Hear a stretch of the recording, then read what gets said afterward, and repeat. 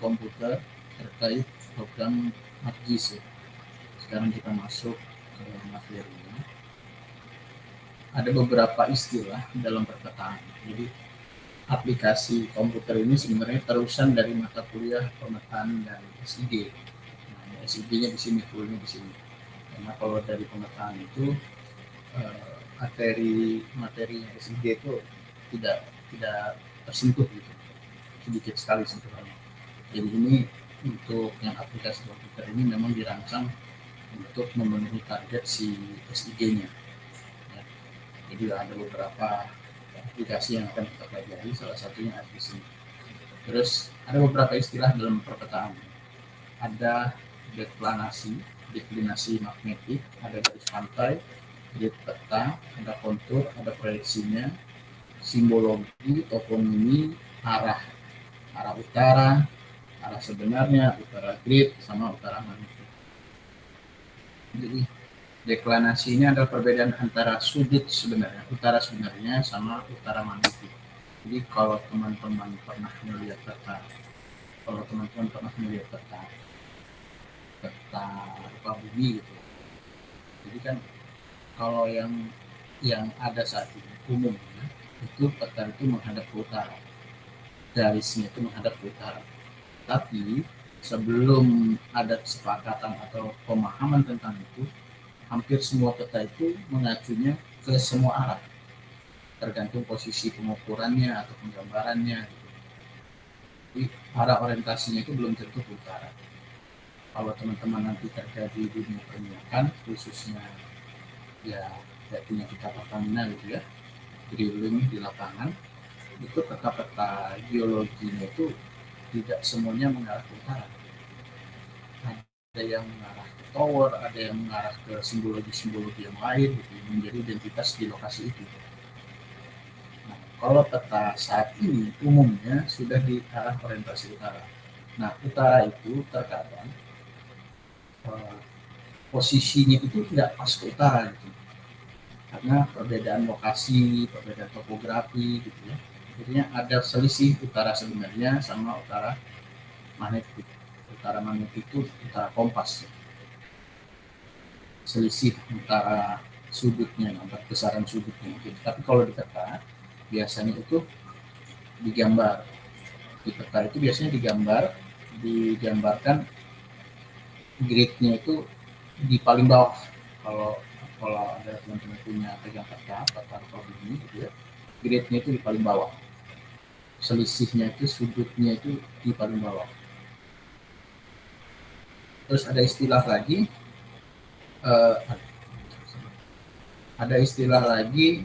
garis pantai. Garis pantai itu garis yang membatasi antara daratan dan lautan. Di garis pantai itu. Jadi garis pantai itu garis yang membatasi antara daratan dan lautan. Jadi kita itu menentukan batas antara darat dan laut. Nah, batas darat dan laut itu biasanya menjadi titik acuan nol kita kalau dalam pengukuran. Mau pengukuran apa saja, titik acuan nolnya di sana, di garis pantai itu sudah. Nah, cuma garis pantai ini kan kalau kita perhatikan, garis pantai ini terkadang realita di lapangan itu berbeda. Hari ini sama kemarin gitu ya. Hari ini pagi ini sama nanti siang, karena pantainya ada pasang surut ya. Nah, garis pantai itu sebenarnya nanti menentukan mana titik nol yang menjadi acuan. Pasang surut itu biasanya kita ukur. Kalau mau bangun pelabuhan biasanya kita ukur tuh untuk menentukan titik nolnya di mana. Terus di peta itu apalagi informasinya? Ada grid peta. Nah, grid peta itu garis penghubung dari utara ke selatan, dari barat ke timur, yang berupa garis gitu ya. Untuk yang berpotongan tegak lurus, untuk apa? Untuk menentukan lokasi. Jadi kenapa harus dibagi griding? Karena kalau nggak dibagi grid, kita itu susah nanti mengidentifikasi objeknya.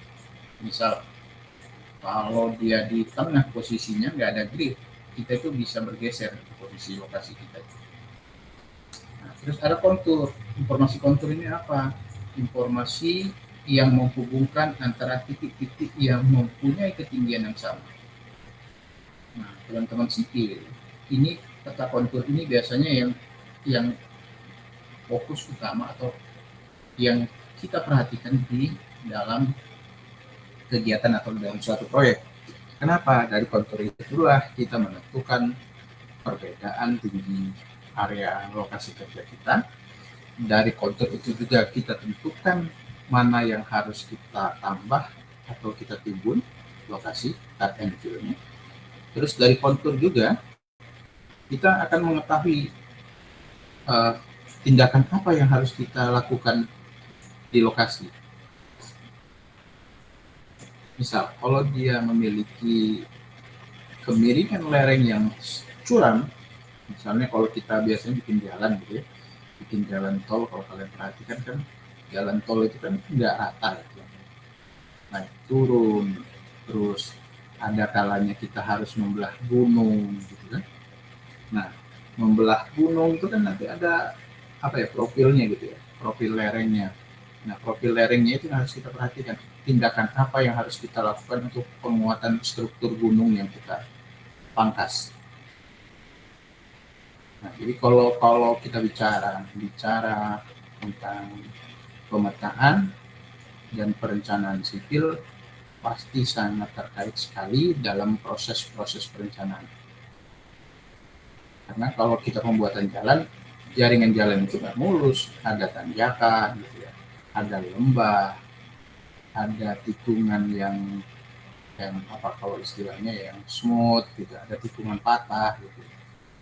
Nah itu semuanya harus dipertimbangkan. Yang dilihat juga adalah di apa, garis kontur ini tadi, karena garis kontur ini yang akan menentukan strategi atau cara pengamanan lokasi area kerja kita juga. Terus proyeksi peta, ada proyeksi peta. Proyeksi peta ini terkait apa? Proyeksi peta ini terkait dengan sistem referensi yang kita akan gunakan.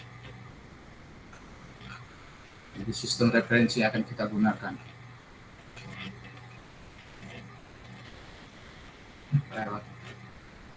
Saya pakai PC kampus, agak-agak gimana gitu ya, agak-agak lambat. Agak-agak lambat sinyalnya, agak-agak lambat prosesnya, akhirnya agak susah menjelaskan. Oke. Nah,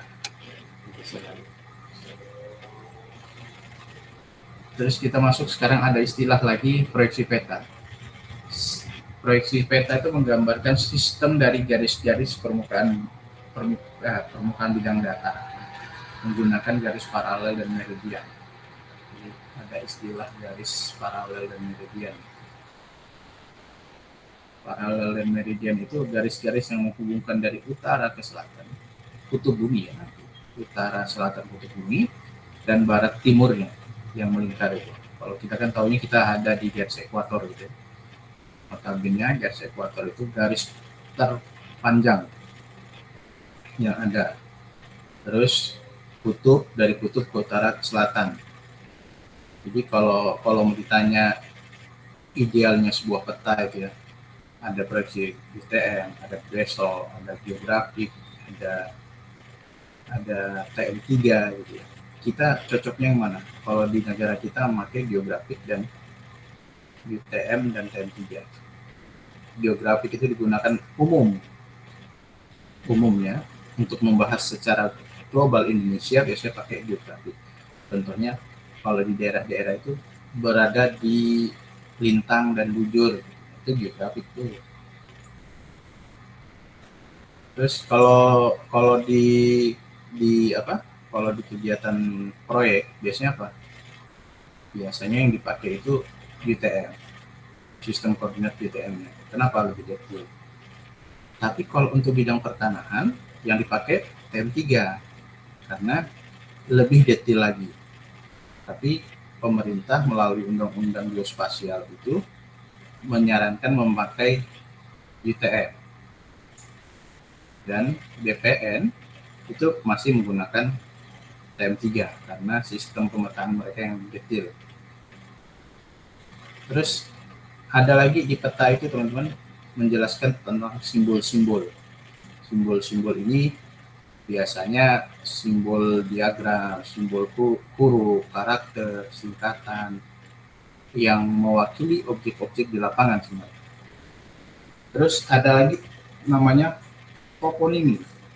Toponimi itu sebenarnya tentang nama lokasi secara kegeografisan. Misalnya apa toponimi itu?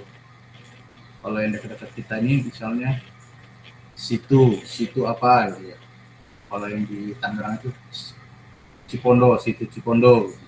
Itu toponimi namanya. Terus misalnya di sini daerah Kebun Jeruk gitu. Kenapa sih dikasih nama Kebun Jeruk? Ya kalau mau narik benang ke belakang gitu. Kenapa daerah kita Kebun Jeruk? Ya karena dulunya banyak kebun jeruk di sini. Pondok cabe dulu ada pondok dan di situ untuk menanam cabe, pondok cabe. Pondok jagung ya sama, karena di situ dulu ditanami jagung. Kampung-kampung yang menanam jagung. Terus ada lagi Kampung Rawalele misalnya. Ya, Kampung Rawalele karena daerah situ rawa dan banyak lele, makanya dulu diomongin Kampung Rawalele.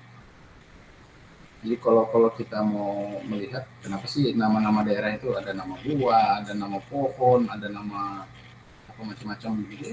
Ya itu karena dari kondisi itunya, kondisi geografisnya dulu yang ada di sekitar situ. Akhirnya terbentuklah akronim nama itu. Ada pertanyaan teman-teman?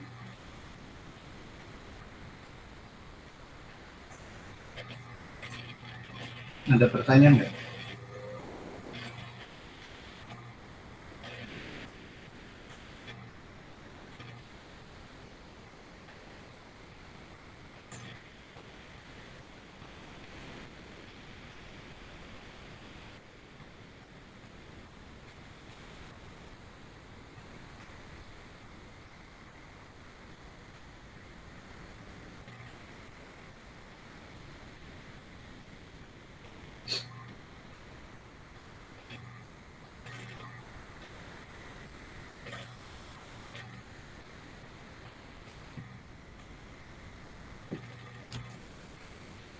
Ada pertanyaan nggak?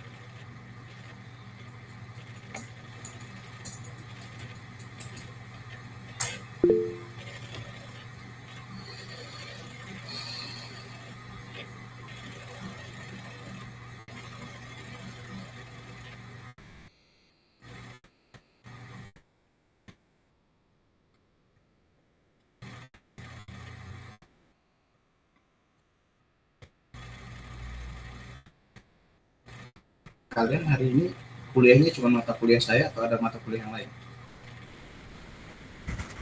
Ada satu lagi, Pak. Jam berapa? Jam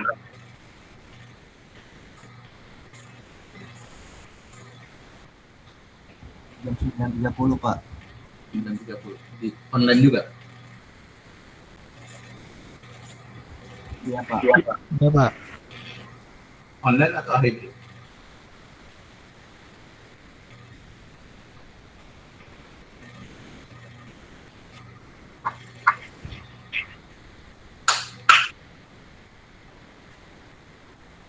Kalau di Bekasi online, Pak. Oh ini kelasnya gabungan lagi.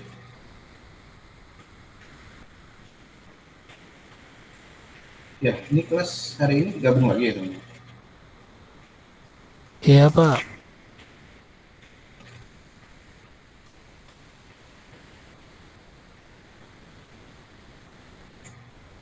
Hybrid.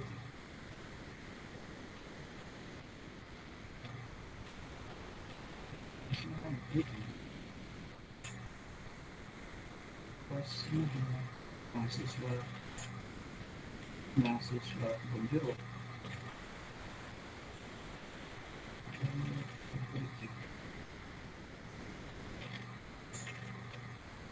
Saya ini kan pakai PC kampus nih. Loading sekali nih. Lemot sekali. Maksimal tidak. Minggu depan kita di ruang berapa? 60 ya? 601 ya? 604 ya? Nanti kita maksimalkan kuliah di itu deh, di tatap muka saja. Di lantai 6 minggu depan. Karena pakai PC ini nggak baik sekali. Saya menampilkan modulnya juga lambat, terus saya menjelaskan juga terlambat. Oke, kita sambung aja deh nanti di minggu depan aja ya teman-teman. Di perkuliahan tatap mukanya aja nanti di minggu depan di lantai 604 ya. Kalau di jadwal saya 604, nggak tahu di jadwal kalian. Karena banyak perubahan kelas, nanti mohon dimonitor dan diinformasikan saya kalau kelas saya salah. Terus prinsipnya kuliah ini mereplay forum dan ngerjakan tugas ya. Nanti baru absensinya bisa tertarik. Kalau salah satunya tidak dikerjakan, tidak tertarik juga hasilnya. Mungkin itu deh yang saya sampaikan hari ini. Ya maksimal banget soalnya. Saya pakai PC kampusnya lambat banget di rumah. Videonya juga lambat sekali. Ya maksimal sekali. Oke, kita sambung minggu depan ya. Terima kasih kehadirannya. Assalamualaikum warahmatullahi wabarakatuh. Waalaikumsalam. Ya, giliran assalamualaikum nyaut. Tadi saya tanyain nggak ada yang nyaut.